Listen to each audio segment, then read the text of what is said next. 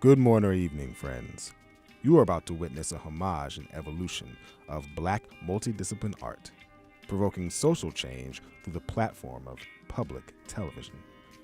Joining us for this special interactive performance and conversation are writer and musician Greg Tate, featuring special guest guitarist Andre LaSalle, painter and activist Sophia Dawson, and singer-songwriter Kendra Foster.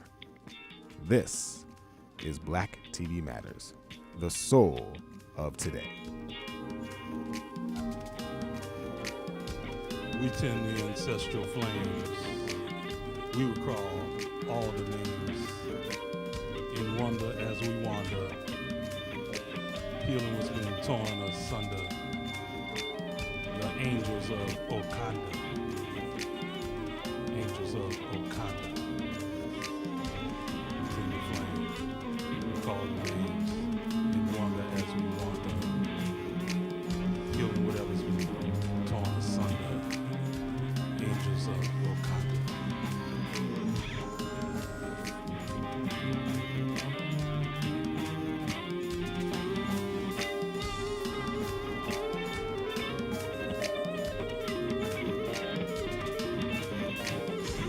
Slipping from my sympathy, erased out of empathy, taking our blues back, and all our unruly symphonies.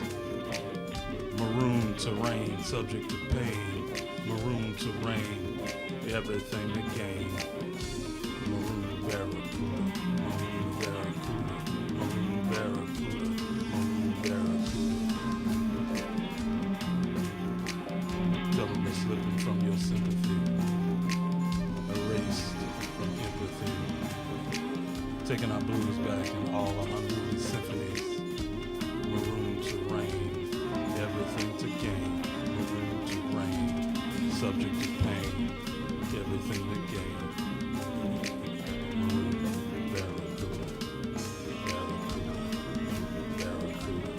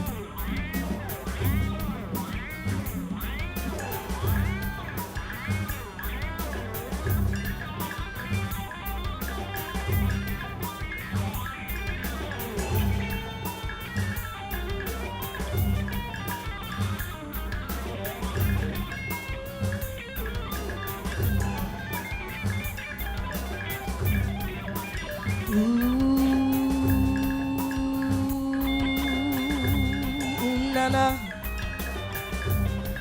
na na, na na,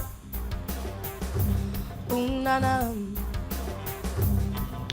Left, right, left, right. Left, right, left, right. We fight a battle every day for our humanity. Our children shot down on the street, left and right on repeat.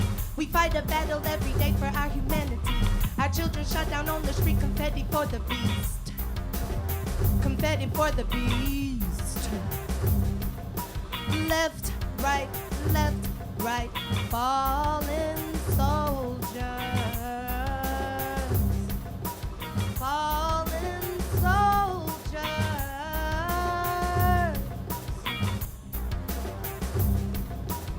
We fight a battle every day for our humanity. Our children shot down on the street, left and right on repeat. We fight a battle every day for our humanity. Our children shot down on the beat, confetti for the beast. We fight a battle every day for our humanity. Our children shot down on the beat, left and right on repeat. We fight a battle every day for our humanity. Our children shot down on the beat, confetti for the beast. Confetti for the beast. Ooh na na, ooh na na. When I look around, I see so much hatred. No peace to be found. So unfit for spirit. This cannot be the way we conduct ourselves. We come from the most divine of sources in the universe. The physical body is just an outfit. Your instincts glow when you compare them with your wits. Ooh na na, ooh na na, ooh na na, ooh na na na na na na. The Creator has this nature surrounding you. Inspiration that's organic, free to get you through. Any type of opposing forces try to make you blue.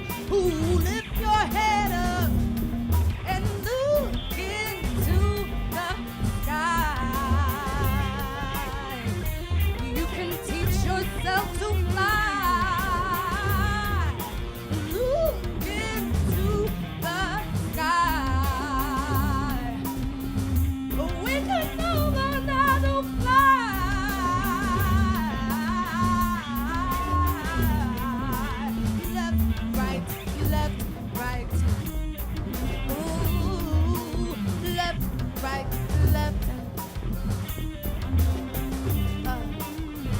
Fight a battle every day for our humanity. Our children shot down on the street, left and right on repeat. We fight a battle every day for our humanity. Our children shot down on the beat, left and right on the street. We fight a battle every day for our humanity. Our children shot down on the street, confetti for the beast. Confetti for the beast. Ooh na na, ooh na na. We fight a battle every day for our humanity. Our children shot down on the beat, confetti for the beast. We fight a battle every day for our humanity. Our children shot down on the beat, confetti for the beast. We fight a battle every day for our humanity. Our children shot down on the beat, confetti for the beast. Confetti for the beast. Ooh, na, na.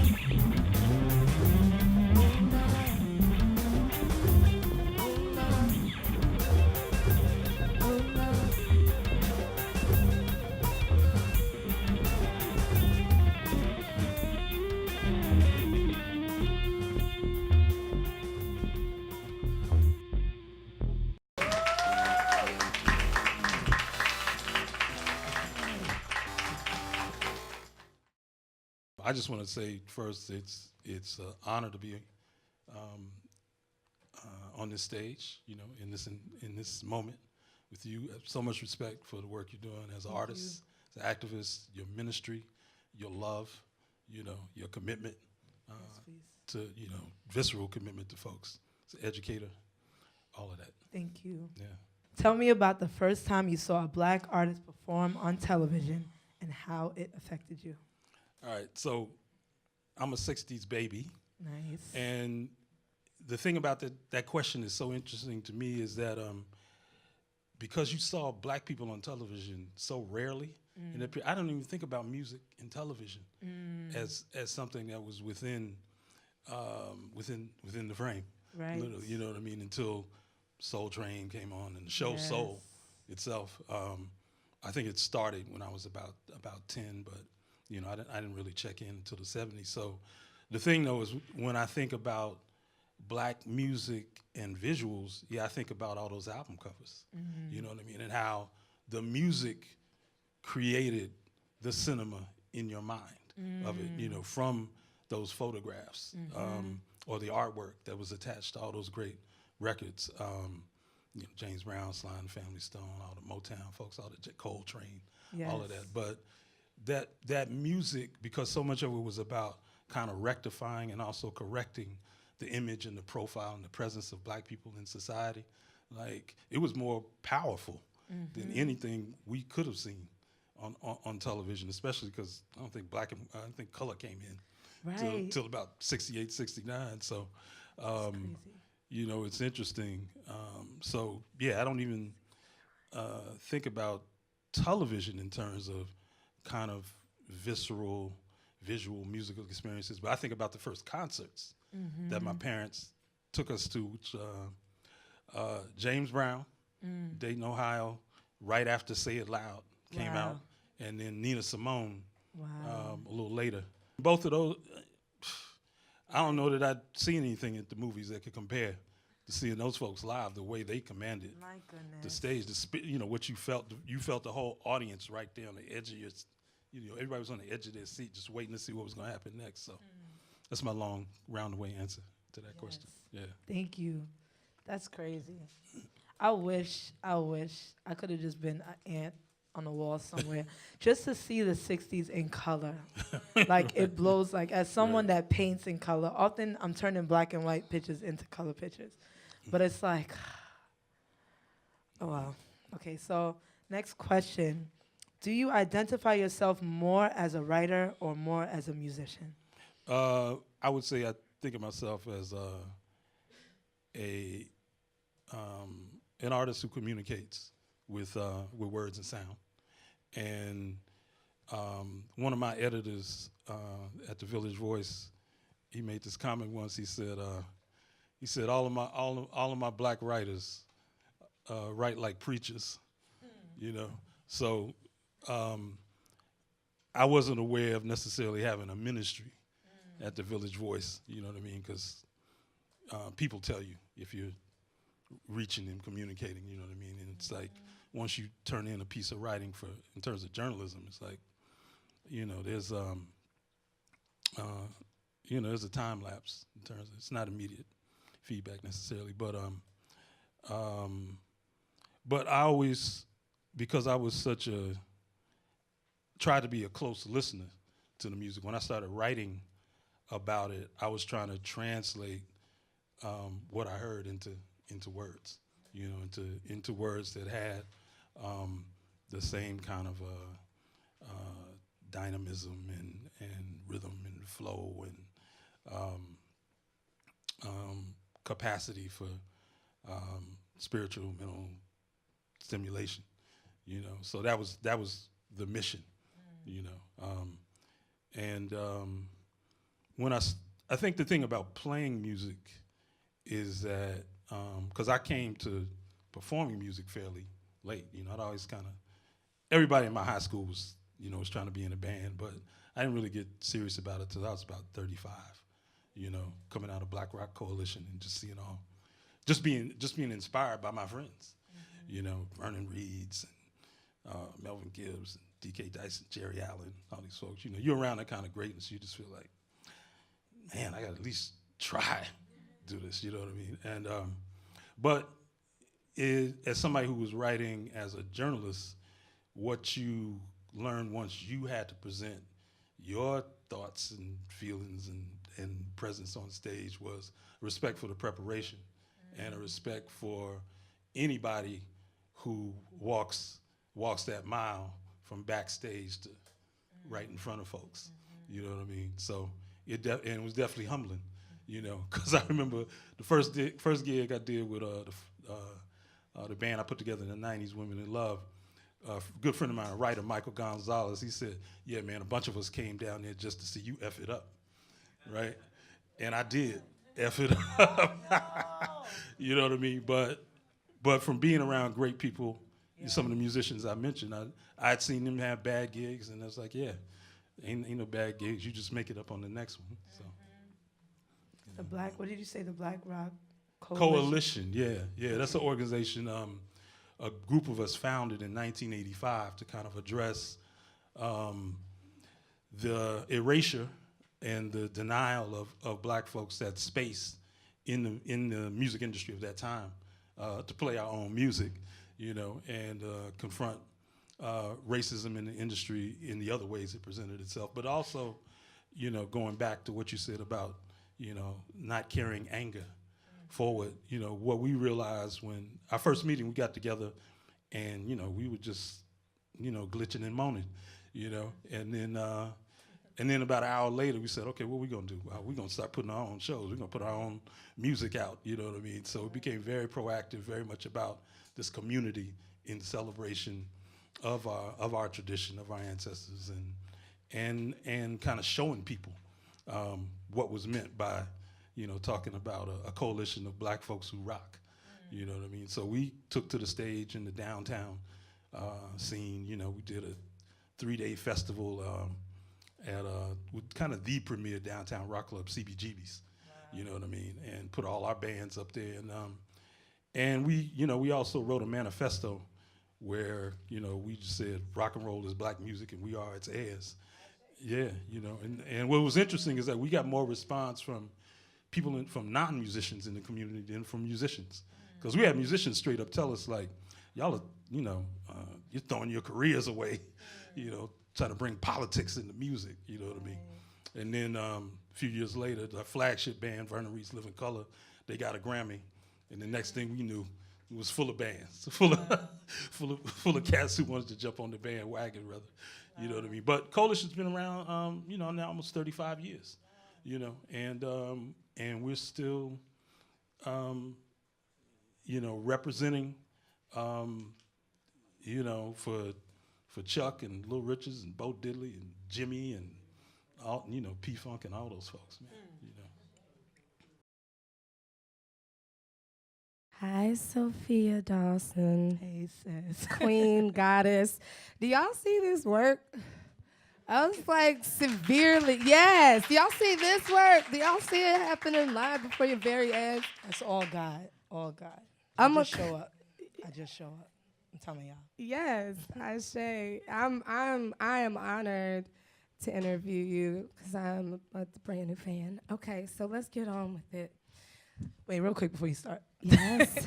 So, just so you know, I used to definitely Instagram stalk you a few years ago because you were wearing dresses made by someone who went to high school with my little sister. And so when he started posting you, I was like, who is that?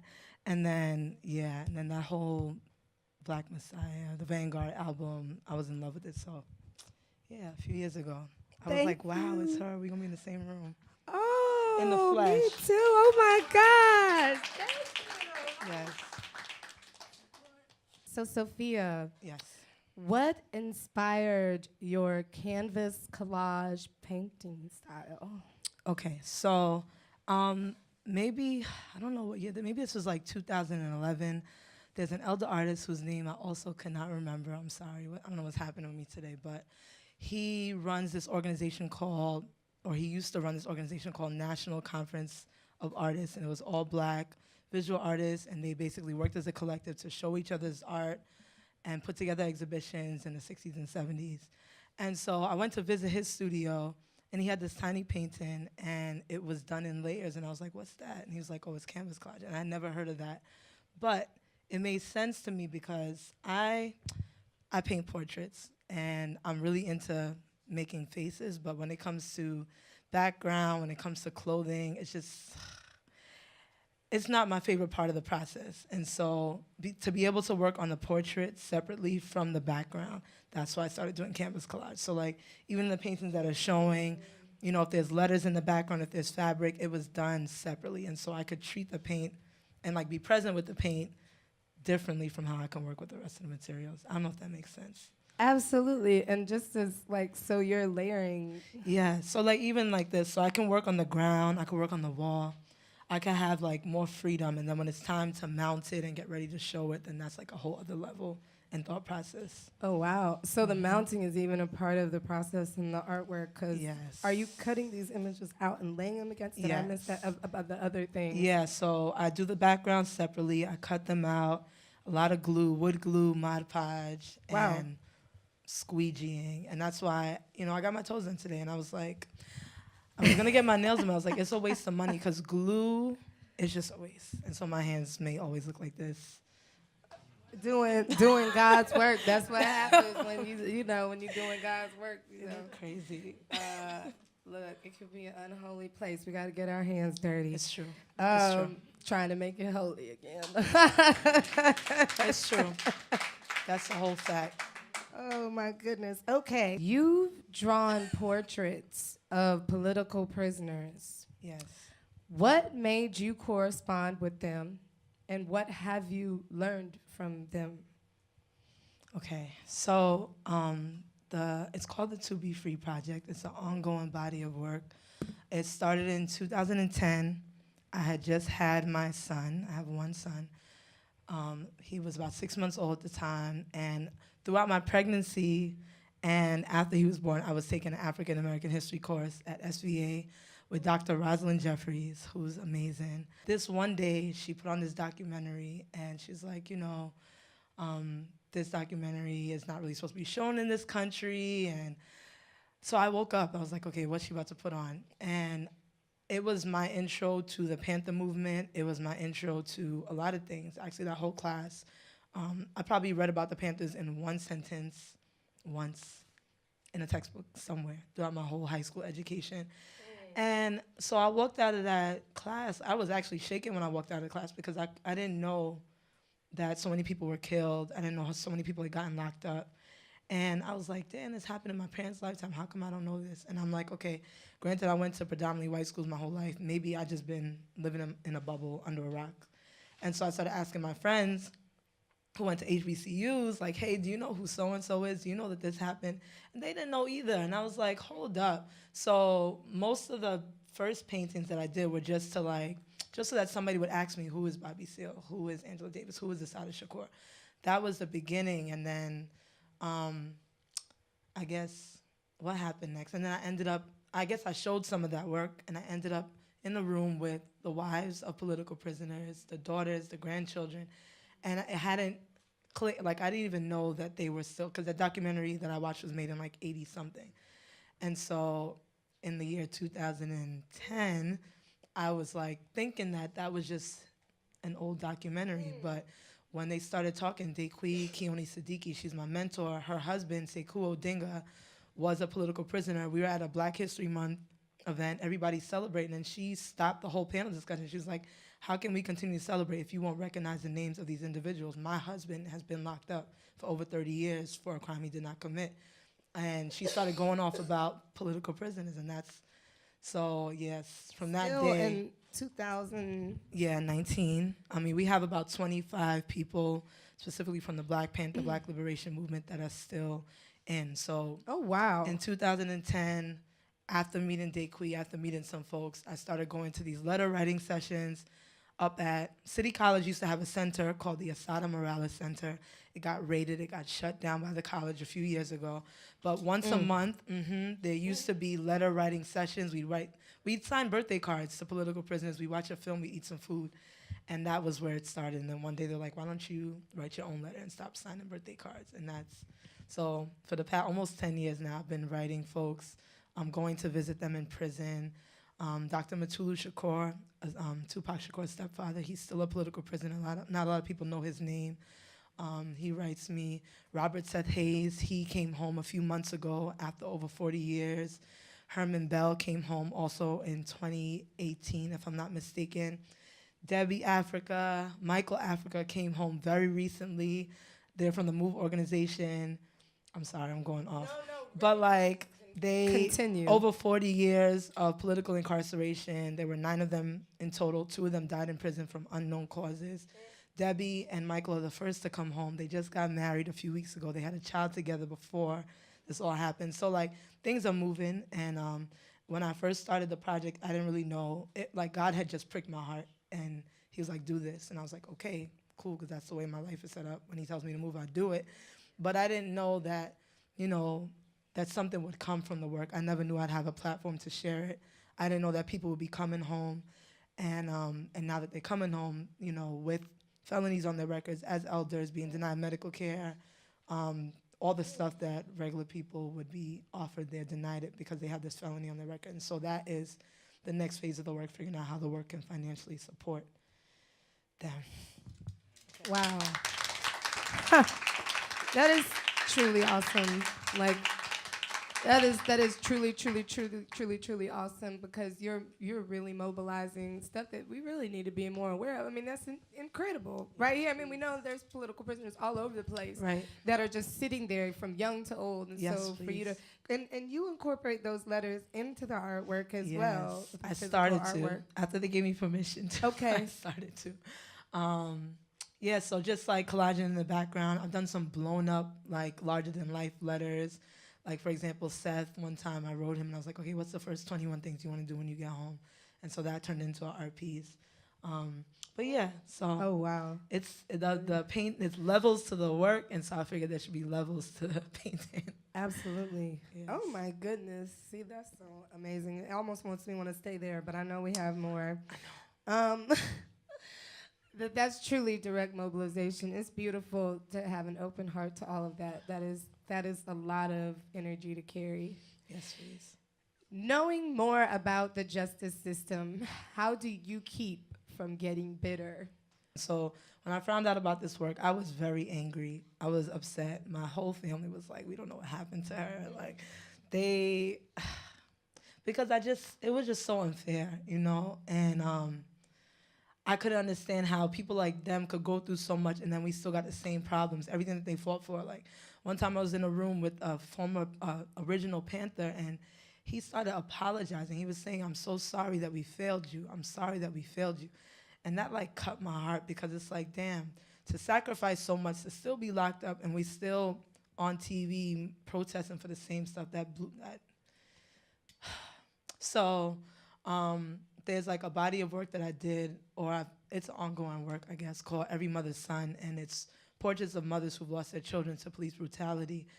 And when I started making that work, I was very upset. And as a mother of a first-time mother of a young man, it hit home. And one time I was in my garage. I was working out in my garage as a studio. And you know when everybody's wearing those little fitted hats with like with like the artwork on it? You remember that was like a thing a few years ago? Oh, yeah. Like the snap, what do you call it? Snapbacks, right? And then it was white, and then people would put SpongeBob, people put this and that. So I was making one of those, and in a nutshell, the words on it, it didn't say it, but like it was basically saying "F the police." That's what it was saying with the curse word. And this woman came. I'm a roller skater, roller disco, old Yes, school, ma'am. roll bounce, ATL. Yes, ma'am. She came. She's another one of my mentors, but she came to visit me. And she saw the paintings, and we were talking, and she saw what I was working on. She was like, "What is this?" And I was like, "Oh, it's just a little hat." That she was like, "Sis, you can't." She's like, "You have a seed. You can't put that energy out there." And I didn't really understand what she was saying, but I was a little bit taken aback. But because I respected her, I was like, "Okay, let me think about this." And the reality of the situation is that, as messed up as things were at the time that the Panthers were doing their work, they were operating from a place of love. You can't get up at 5 o'clock in the morning to make breakfast for 10,000 kids across the country and feed them anger. Like, it was all from a place of love. Absolutely. And so, and even the people that I write, there's nobody that's bitter. Everybody wants to know, what are you doing on the streets? When I get home, this is what I want to do. This is the community garden that I started from inside. Like, they have no they have the same spirit as when they were locked up. They were between the ages of 13 and 21. That was the average age of a Panther. That same spirit is still in them, that same love for the people. So who am I to now come and make work out of anger? And I had to switch that because it wasn't healthy for me. And I think the work was also not beautiful because it was coming from an ugly place. Accusation, isolation, irritation, aggravation, manipulation, messed up situation. No, I'm not going to take it anymore. No, I'm not going to take it anymore. Slap me in the face, call me out as a disgrace. Expect to have a space in my life, even chase me. I'm not going to take it anymore. No, I'm not going to take it anymore. Lull me into a false sense of security, even take the rug right out from underneath me. No, I'm not going to take it anymore. No, I'm not going to take it anymore. We've been down this road too many times before. I'm so ready to be on the other side of the door. Do you ever hear yourself? What kind of fool you take me for? Trip so much your backside should be sore. Respect, respect. Yep, that's what I'm looking for. Yep, that's what I'm looking for. Respect, respect. Yep, that's what I'm looking for. Yep, that's what I'm looking for. Respect.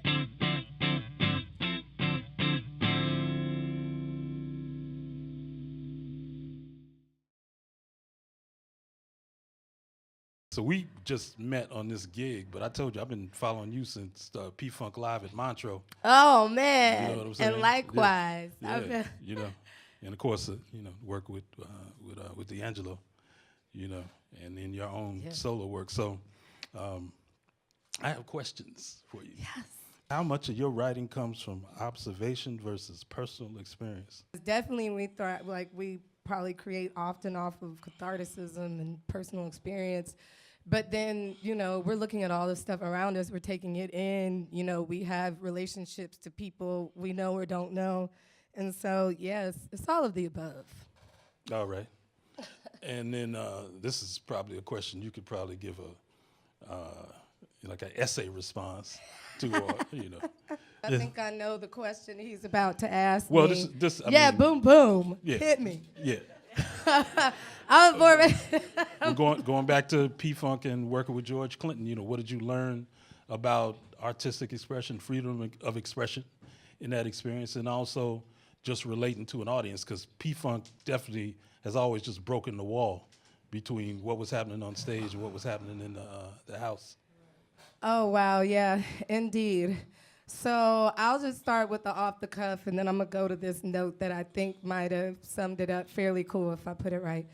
But, oh my gosh, I will always be reminded of purity in performance, no pretense, no, none of that stuff that gets in the way, just like going for it, whether you trip, whether you fall, opening up and being that vulnerable, which just sometimes looks like we're being like over the top or whatever, we're just opening up. And a lot of times that's what comes through. So that's one. And then I always thought about, when I started recording or working with George, I was all, trying to sing pretty, Sade, jazz stuff, all that thing.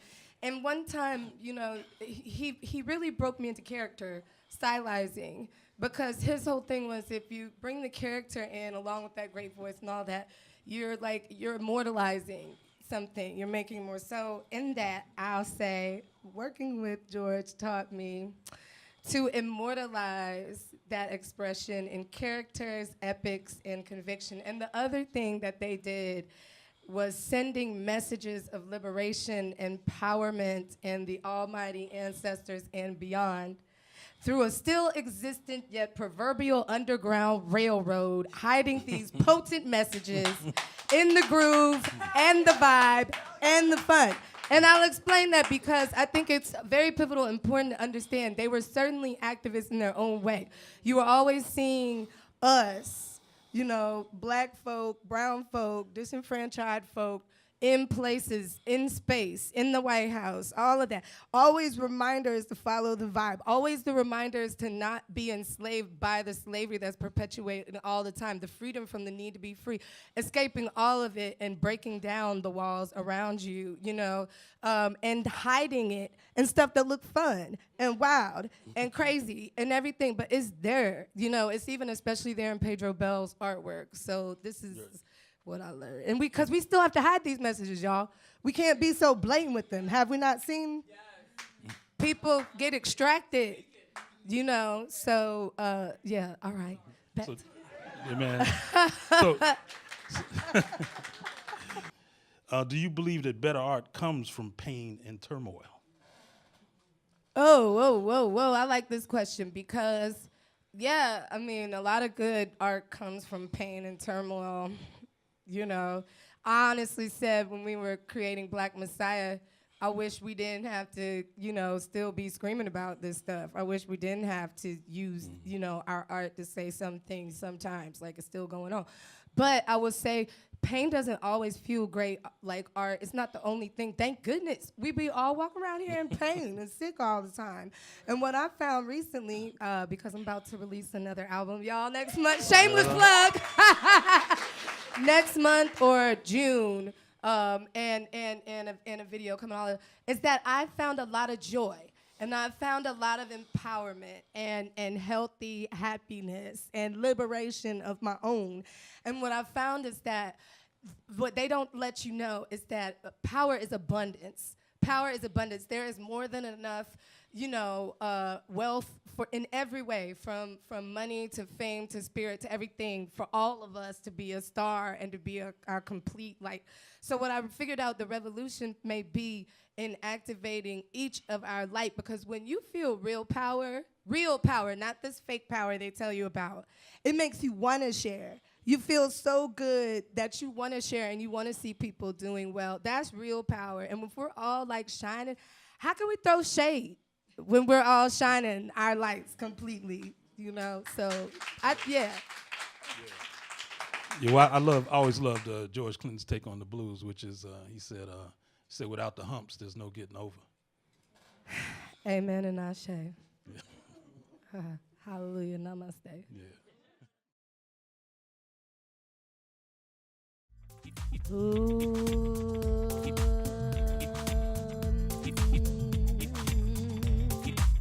Respect, that's what I'm looking for. Respect, that's what I'm looking for. Honesty, education, trust, commitment, compassion, and enrichment. Yep, that's what I'm looking for. Yep, that's what I'm looking for. Honesty, education, trust, commitment, compassion, and enrichment. Yep, that's what I'm looking for. Yep, that's what I'm looking for. We've been down this road too many times before. I'm so ready to be on the other side of the door. Do you ever hear yourself? What kind of fool you take me for? Trip so much your backside should be sore. Respect. Respect. Oh, yeah, that's what I'm looking for. Yeah, that's what I'm looking for. Respect. Respect. Oh, yeah. Yep, that's what I'm looking for. Yep, that's what I'm looking for. Respect. Yeah, when I first wrote this song, initially I was just listing off all the messed up things that happened in a relationship. And then at the time, we had just been starting to recover from Katrina. And my producer, you know, those that were recovering from it. My producer, Kelvin Wooten, which is all of us. Let me just say all of us are recovering from anything our community goes through, okay? But Kelvin Wooten said we should talk about it. And so I felt like those same things could apply to how we feel about our society or our government and what we need and what we ain't getting and what we should have. So, respect, that's what I'm looking for. Respect, that's what I'm looking for. Respect, that's what I'm looking for. Respect, that's what I'm looking for.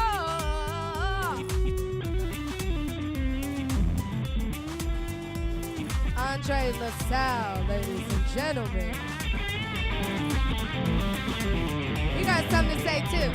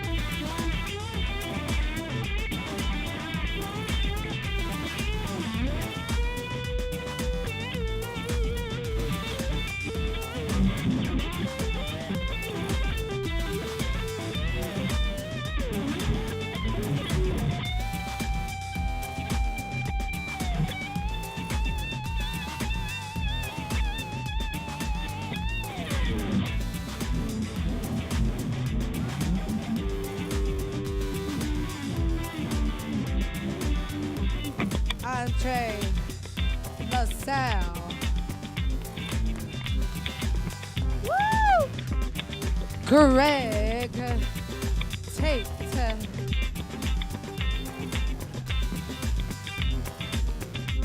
And the amazing, all of us are amazing, Miss Sophia Dawson.